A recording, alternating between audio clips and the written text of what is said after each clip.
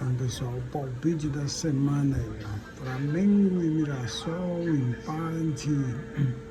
Atlético Mineiro e Vasco, Atlético Mineiro, Botafogo e Fortaleza, Botafogo, Ceará e Palmeiras, empate. Corinthians e Juventude, Corinthians, Fluminense, Bahia, Fluminense, Internacional e RB Bragantino, Internacional que está na pendura, Santos e Cruzeiro, Santos empate, Sport e Grêmio. Era para mim pôr pelo menos Grêmio ou empate, né? Mas eu pus os Sport assim mesmo, Vitória e São Paulo. Vitória, os outros times eu não conheço, eu coloquei aí, mas eu não tenho muito conhecimento dos times aí, né, pessoal? Então, deixa aí por conta de vocês aí.